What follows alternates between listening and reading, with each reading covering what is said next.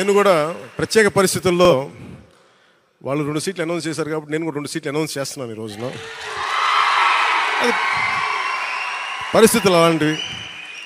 So నాకు కూడా ఒత్తిడి ఉంటుంది, అప్పుడు చంద్రబాబు గారికి కూడా ఒత్తిడి ఉంటుంది, నాకు కూడా ఒత్తిడి ఉంటుంది. కాబట్టి ఆ ఒత్తిడిని నేను కూడా తట్టుకోవడానికి రిపబ్లిక్ డే రోజున నాకు R అక్షరం బాగుందనిపించింది. రిపబ్లిక్ డే RRR లాగా రిపబ్లిక్ డే రోజున రాజోలు రాజానగరం సీట్లు నేను అనౌన్స్ చేస్తాను. సో ఈ రిపబ్లిక్ డే రోజున అందరం బాగుండాలి, అద్భుతాలు జరగాలి మనస్ఫూర్తిగా కోరుకుంటూ, రాష్ట్ర ప్రజలకి బంగారు భవిష్యత్తు జనసేన తెలుగుదేశం ప్రభుత్వం ఇస్తాయని మనస్ఫూర్తిగా కోరుకుంటూ, ఈ పర్యాయం నన్ను నమ్మండి, వ్యూహం నాకు వదిలేయండి. ఏ వ్యూహం వేసినా నన్ను సంపూర్ణంగా నమ్మండి.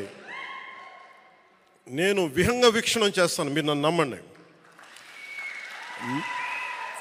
నాకు దశాబ్దం అడగట్లా, ఈ ఎన్నికలు దాటనివ్వండి, 5 సంవత్సరాలు టైం ఇవ్వండి. నాకు మీ గౌరవానికి ఏమాత్రం భంగం వాటిల్లకుండా మన నాయకులకి ప్రతి ఒక్కరికి గుర్తించే బాధ్యత